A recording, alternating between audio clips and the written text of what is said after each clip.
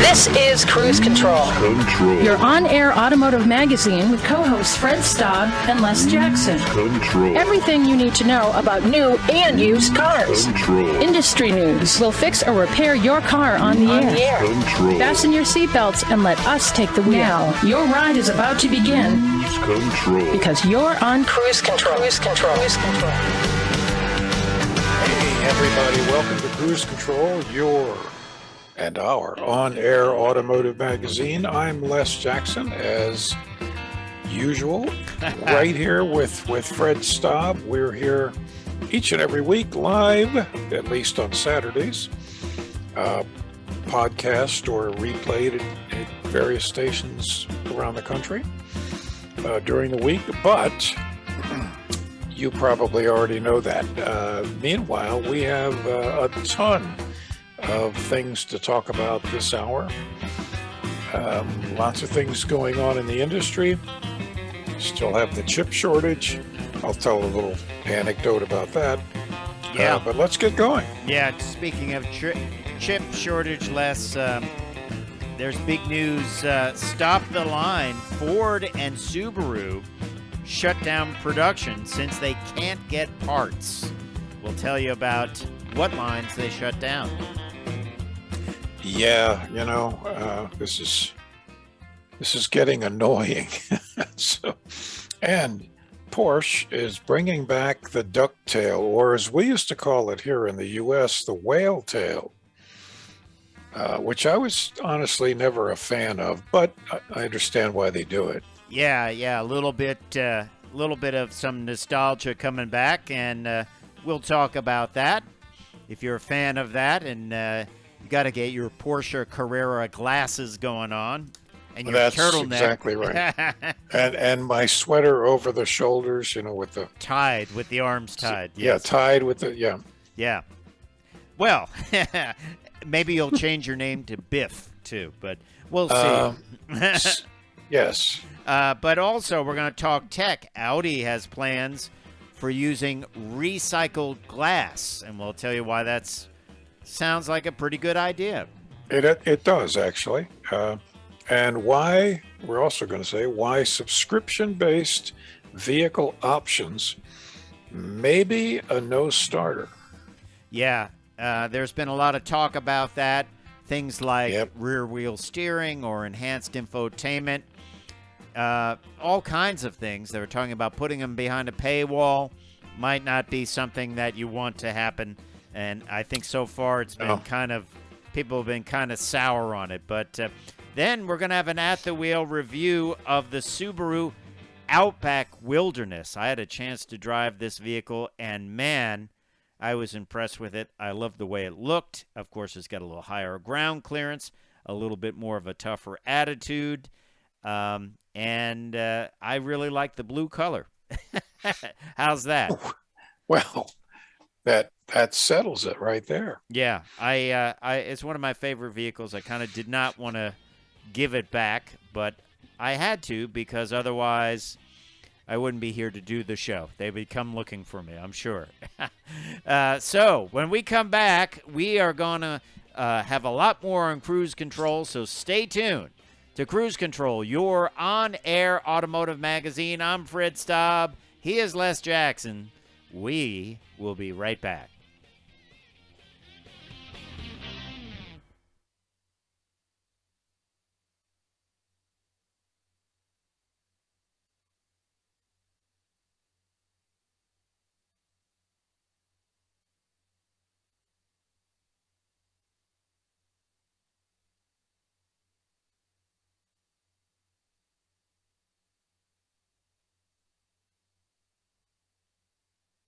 Cruise Control. And welcome back to Cruise Control, your on-air automotive magazine. I just want to show you what's going on over there, which is pretty cool. Bunter, the Cruise Control cat, has come in. Would like to add some information to the show. He's quite affectionate. He's not terribly knowledgeable about cars. Does he like riding in them? He not particular. Cats don't enjoy car travel. They would not make great automotive journalists, probably. They wouldn't, although they know how to drive stick shift better than most. They got the claws. They can hang on to it. That's right. And not have an issue. Yeah, that's cool stuff. Exactly. Well, cool stuff. Well, let's delve into our first story, Les. And it's not necessarily a great story because it is about production shutting down due to the chip shortage. And this is something you and I have been talking about. Gosh, it seems like a couple of years now. How long? When did the chip shortage start? It really started showing up a lot early last summer. Mm-hmm. And then it just got worse, and it's just beginning to get kind of sorted out, but it's still probably a year away from being solved. And I was telling you earlier, I am in my first chip shortage press car this week. And it actually calls it out on the. It does. And sadly, I think it really, really affects the resale value. This is a Bmw M440. This is a serious car, right? 70 grand, and it has all the stuff, but it deleted the power seats. Wow! And it says manual seat adjustment minus $995. The manual seat is heated, but it's manual. You have to, and this is a car where I've never been in a BMW that didn't have power seats ever. Well, my question, a couple of questions there. A, did they even have a manual seat base, or did they have to create this? Because I think they probably make them for Europe. Okay. And I'm sure they didn't make one just for this. But I know the Europeans don't go for quite as many luxury features as we do. I'm surprised they didn't say special weight delete package. Plus $900. It's a fun car to drive, but boy, oh boy, I think anybody who buys it eventually is going to say, "What? I've got my wife drives this too, and we have to crank the seats up manually and move them forward." And well, in that case, you could potentially put the seats back in the vehicle. You could potentially, the wiring's probably there. Oh, the wiring's there, but you actually need the entire power seat assembly. Yeah, buy that aftermarket. Woo, that would be expensive. You're not gonna buy it for $995. I'll tell you that. No, but as you say, what happens when that car goes to be sold in a number of years, and they're like, what? But this is what's happening all around the country and in the whole industry. Subaru has shut down, but we have GM is taking some features out, like stop start. Yeah. Well, let's talk about this. This is Mustang will pause Ford will pause the Mustang production next week due to issues with ongoing microchip shortage. A week-long shutdown at the Ford Flat Rock plant in Michigan. They've paused it before 48 hours this week. And next week, they're going to shut it down completely. Think of what this costs. Yeah, exactly. Then, as you mentioned, Subaru suspends production due to parts shortages. Some of it is a supply chain. Some of it is the chip shortage. And this is, I believe, virtually all of their vehicles that are being built. They're stopping taking orders for the popular BRZ due to the semiconductor shortage. I just don't know really when this ends. I believe Intel is building 2 chip factories somewhere, maybe in Nevada. But yeah, and AMD chips are doubling the size of their factory in upstate New York. Yeah. Interesting stuff. Well, we'll keep you up to date, and let's hear from you. Have you bought a new car that didn't have a feature that you expected it to have? Let us know at cruisecontrolradio.com, on our Facebook page, on our YouTube page, and more. I'm Fred Staub. He is Les Jackson. We will be right back, so stay tuned to Cruise Control.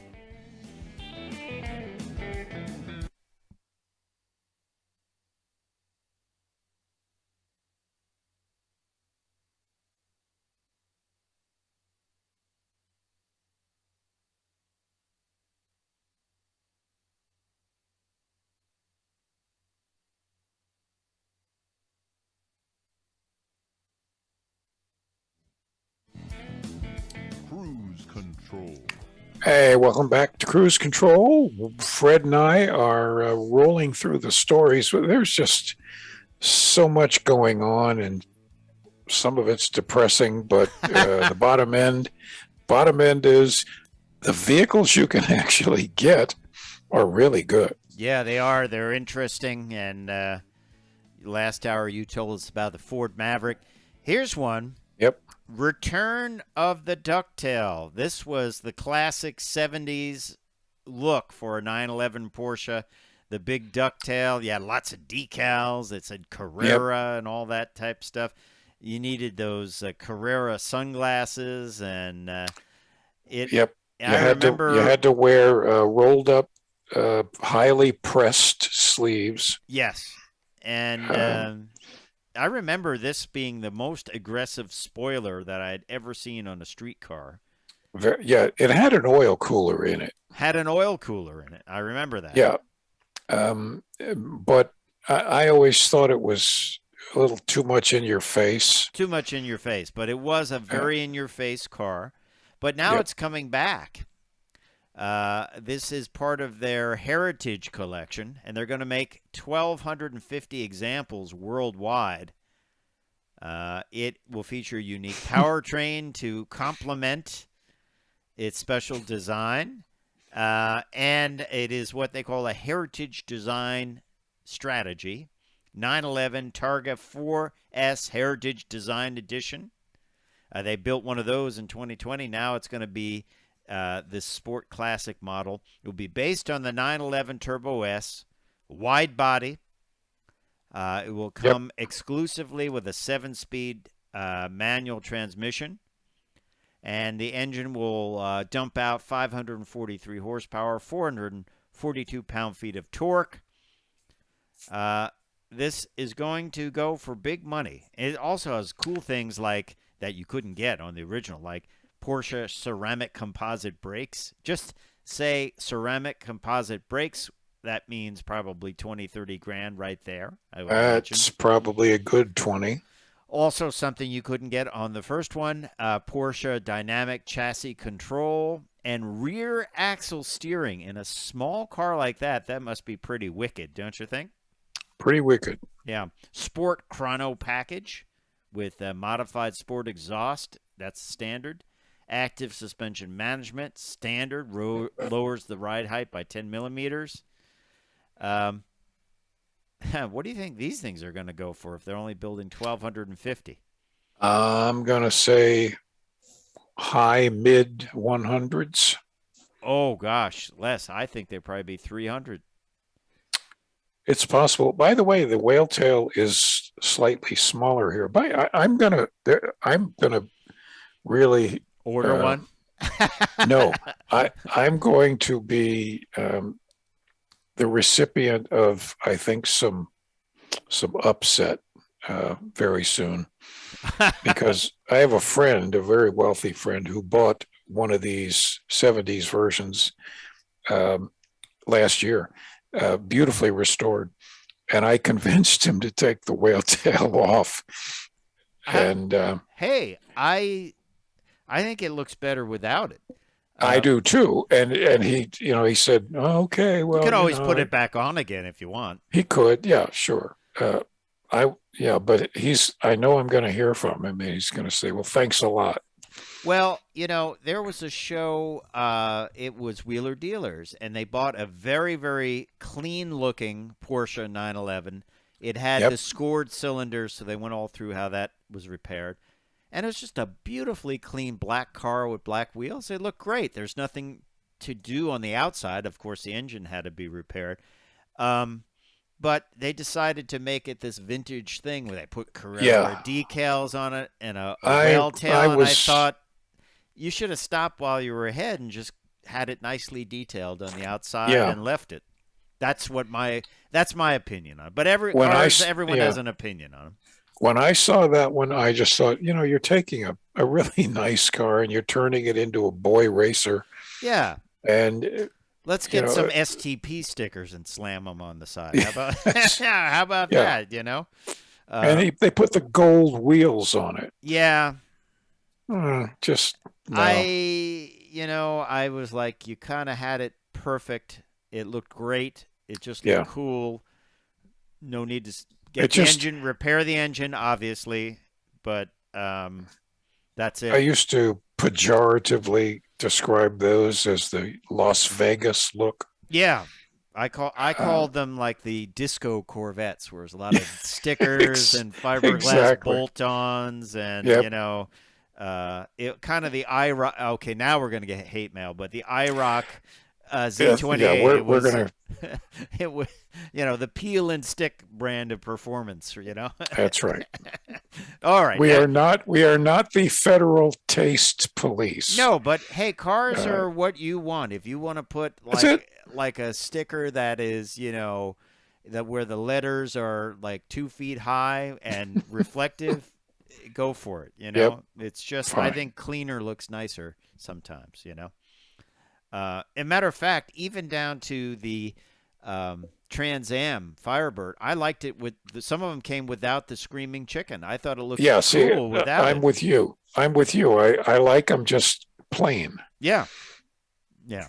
So anyway, but to each his own. We'll get hate mail from Porsche folks, from Camaro folks. We're batting 1,000 here, Les Jackson. We're doing great here on this edition of Cruise Control. But, it's to each his own. Hey, let's talk a little tech, shall we? Something that maybe will be less, controversial. But Audi is looking into using recycled glass for their vehicles. That is the intention. The CEO of Audi came out and said that. So how will this work? Volkswagen Group retailers will collect broken glass from cars with windows that are unrepairable. This shattered glass will make its way to one of Audi's partners, in this case, Relling Glass Recycling. The window will be broken up into little pieces and processed, and then it will be put back into plate glass production. It can recycle and through use of magnets and other technology, things like heating filaments and antenna cables, and it will make perfectly good glass from recycled pieces that I don't know really what happens to broken windshields and things like that. I don't know where I think they usually just get dumped in the glass, big, dumpster glass recycling. But this, on the face of it, could give you the impression that it's just kind of giving lip service to recycling. But in fact, the glass in cars is extremely high quality. Yeah. And it makes a lot of sense to get those materials back, give them to the glass company to recycle it so that the same high quality glass gets put in the new windows. You know what I'm kind of excited about, and I'd like to see spread across the industry, is Gorilla Glass for windshields. Of course, it's being done by Jeep, Wrangler, and that, because what's worse, and I've had this happen, brand new car, you're driving it around in the first week, and stones come from nowhere, on highways. There's nobody around. I don't know where it came from. And Nick, there it is. It's a little bit of a chip right in your vision. You don't want to replace the windshield because it's always in your vision. Yeah. So that's what Gorilla Glass avoids, and I would be happy for that. I think that would be great. And plus, you don't get this sandblasted look to the windshield, Yeah. you know. Probably prevents I think things we're like going to see windshield that. wiper scraping too. So I think that would be good. But a little interesting recycling by the folks at Audi, and yeah, who knows? I never thought where that glass went. You know, if they did recycle it or just trash it. But hey, we're not going to trash anything else other than Camaros or whale-tail Porsches. When we come back, we're going to tell you about why subscription-based options to vehicle options might be a non-starter, and I'm going to have an at-the-wheel review of the Subaru Outback Wilderness. That's all coming up on Cruise Control.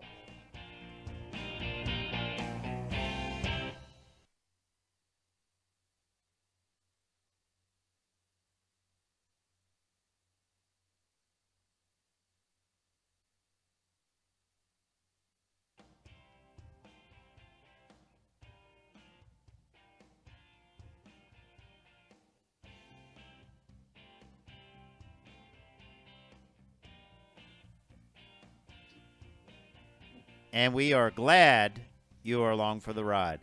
Les Jackson, welcome back to the show. Okay. Let's talk a little bit. We were talking about recycling. And one of the things that I was kind of glad to see about, you and I always say, like, when a car gets damaged, at least if you can use the parts, that's good. Sometimes manufacturers would get rid of perfectly good cars. And you're like, well, can't we use the LS engine, or can't we use the Coyote engine? Can't we use the drivetrain and put it in something else? Well, here's some good news. I think good news. I don't know whether this is what GM intended or whatever, but there were 122 Corvettes that were basically finished that were destroyed in a tornado when it hit the Bowling Green facility where they're all built. They were damaged. They had a big X sprayed on their windscreen, and we thought they were just going to be recycled, just completely just crushed. But due to partages in that, shortages of parts, the parts were salvaged from these cars. Some of them were salvaged from the Corvette factory, and also then they were sent online, and this is according to a Corvette blogger, to Strickler Auto Parts in Ohio. Got all of these Corvettes, and they're selling the parts off of them, which they should. I mean, the drivetrain should go into another vehicle, right, or a hot rod or something, don't you think? The seats, the dashboards. Yeah, anything that you can reuse should be done. I've often said that too. We talk about paint colors on hot rods. I would just go, instead of building seats from scratch, if I was building, let's say, a Factory 5 car or whatever, I'd look for, hey, look at these Corvette seats. I'll make the adjustments work on them. I'll figure out the wiring pins, and wouldn't that be fun? Most seats don't say anything on them, do they? No, most are just, have a chevron on it or something. Nameless, yeah. So you would get a great seat. You just have to deactivate the airbag. Just take it out, or just make sure it's not powered up, right? That's the only thing. Yeah, actually, sell it. Yeah, sell it. Exactly. So, think about that, too. If these cars had airbags in them, that's worth a lot of money right there. I'm sure, though, probably GM recycled those. I would think they did, yeah. Yeah, that could be like $800, $900 per car, just for that alone. But good to see that they're not just flattened and thrown in the scrap heap where, they can't be completed. We know that. They don't want someone to go out and buy like 5 of them and try to build a car out of it. No. I wonder if they're selling the bodies. Well, the picture I saw, the doors were off of them, the roof panels were off of them. Okay, so the hood and trunk lids were off of them. But hey, if you're a shop and someone comes in and said my vehicle was rear-ended, these parts would be great. I would put them on. They're basically a new part, right? Yeah, I mean, don't waste them. Don't You could probably find one in the color your car was. Wouldn't that be funny? Probably. There is a guy online. I really like watching him. He buys lightly damaged cars at auto auctions, and he's like, I don't paint, so he finds the color hood or fender of his car, the exact model and color, and that's how he puts it back together again. And obviously the paint the paint matches, and he doesn't have to paint it. Isn't that kind of interesting? I always found that. That is. Yeah. Well, here's something we talked about, you and I, and it's become a lot more prevalent, and probably some of the manufacturers see it as a revenue stream, and that is a subscription model for car features. Now, in my other life in the editing world, it used to be video editing world. It used to be you bought the program and that was it. And if you wanted to get upgrades, you had to buy for the upgrades. Now you pay by the month for these pieces of software, and you get all the upgrades. This is kind of the model that manufacturers have talked about for things like rear steering, or even heated seats, things like that, that they would basically turn all this stuff off. And if you said, okay, well, I'll pay so much per month and I get a package, they'll turn it on again, right?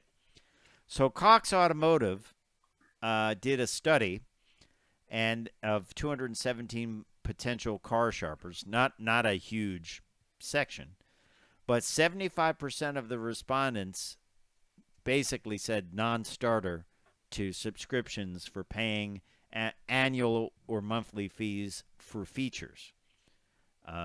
They just thought that the equipment should be all part of the MSRP. They don't want to be paying per month. They are already pay per month for certain things like Sirius XM radio or OnStar, things like that, Hotspot, but they don't want to pay for things that they feel should be included in the vehicle. For instance, Audi wants $85 a month or $850 per year for Navigation Plus with full-speed Wi-Fi. That's too expensive. I'll hook my phone in, You must need that an awful lot. Yeah, $850. Imagine for the life of the car. I just think it's inherently, and you probably agree, it's just inherently smarmy to sell something not inexpensively and then kind of hijack some of its features that you have to rent. Yeah. I don't like it. It's changing the model and, the sales model and the approach to vehicles. Also, let's remember, you might be paying over MSRP significantly. Yeah. And the price of the vehicle has gone up significantly. The average price, once again, is somewhere around $45,000, right, for a vehicle? Yeah, well, certainly every bit of 40, and it was only 35 about 3 years ago. Yeah. So already you're paying. And that's not going to sit well when say, oh, by the way, yes, I know you paid $10,000 over sticker, and oh, by the way, I know the vehicle is $10,000 more than, on the MSRP than it used to be. But guess what? We'd like you to pay $100 a month so you can have navigation when you can get it. You can get it from your phone for Android Auto or Apple CarPlay. That's right. You're already paying for it with your phone. Right. So I don't know. I think it might be an overreach on the part of the manufacturers. I see how they like the idea of a revenue stream, but I agree with these people in this Cox Automotive study that it's just kind of a non-starter. Talking about something that's not a non-starter, but it is delayed, Nissan has delayed the launch of the 2023 Z until summer. And guess why that is, Les? Can you have any reason to think why they might delay a launch of a vehicle? They ran out of paint. They ran out of chips. That's what they did. And Paint chips. yeah. Those little. No, I mean I'm just amazed they can produce as much as they do. Yeah. What I wonder, the starting price for this vehicle is nicely affordable for this kind of car, $41,200. Of course, it comes with the twin turbo V6, 400 horsepower, 350 pound-feet of torque. But is this going to be a gouge vehicle? Oh yeah, I mean this is a a legacy vehicle. So what do you think the markup will be? 25,000, something like yeah, that. yeah, every bit of it. So right away, you're looking at big money, and then of course, hey, how about another $100 a month? So you can add back in the heated seats and the. Do you think manufacturers see this as the chip shortage? Well, we'll leave these things out, and then that's when we'll be able to say, hey, you're going to pay for them by the month. I don't know. There's no upside. There's no upside to that. No, I think that the manufacturers, like so many other industries, have employed and are continually hiring these younger Harvard Business School, Stanford Business School people who I have real objection to what the business schools are teaching. They're not teaching value for money. So no, they're just teaching manipulating money. Hey, we'll be right back with an At the Wheel review of the Subaru Wilderness Outback, so stay tuned.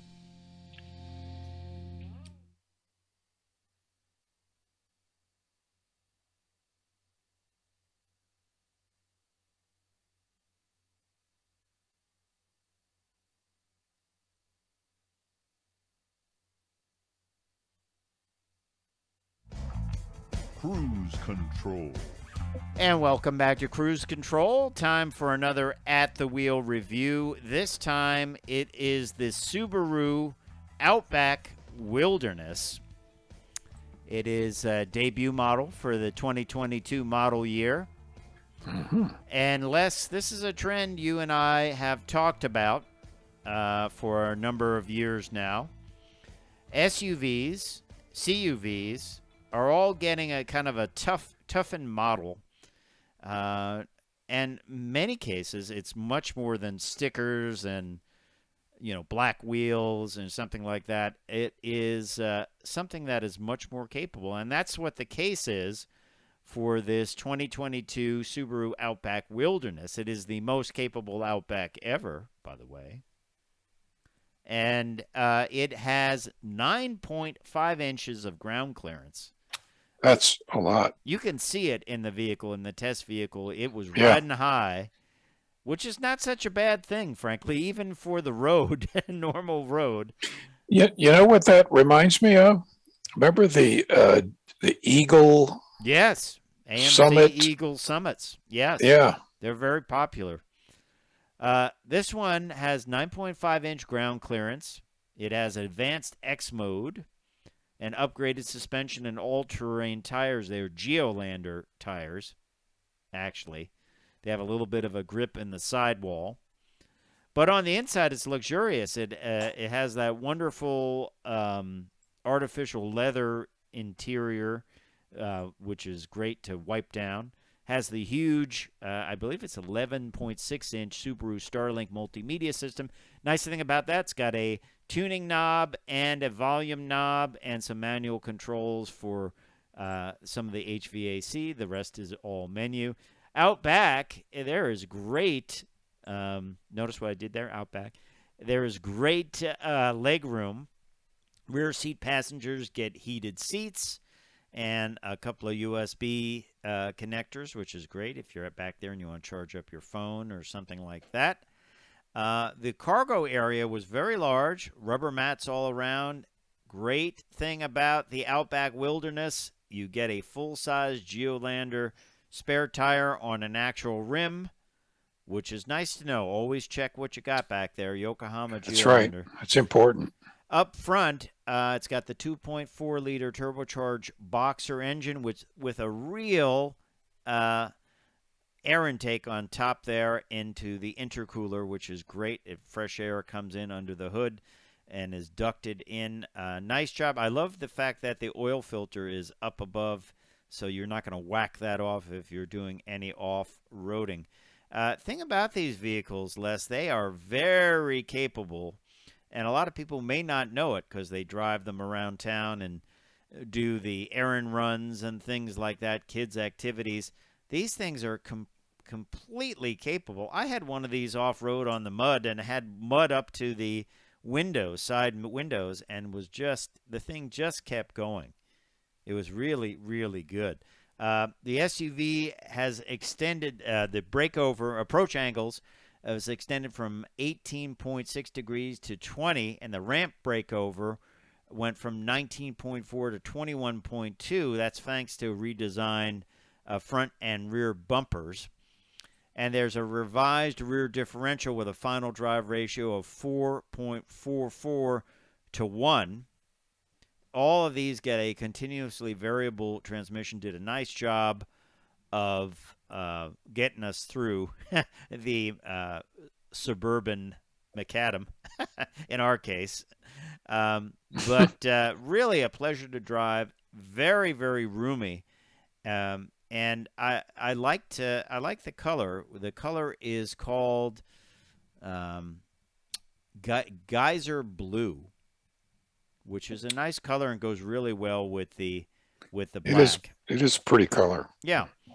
And I like, as I said, the material on the seats that allow you to just kind of wipe it out.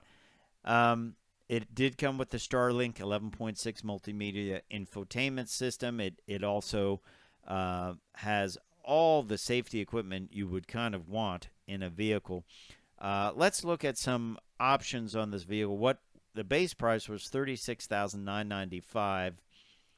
It had option package 22, which is the 11.68-inch multimedia navigation system, high-resolution display, over-the-air map upgrade program, a power moonroof with slide and tilt, and reverse automatic braking.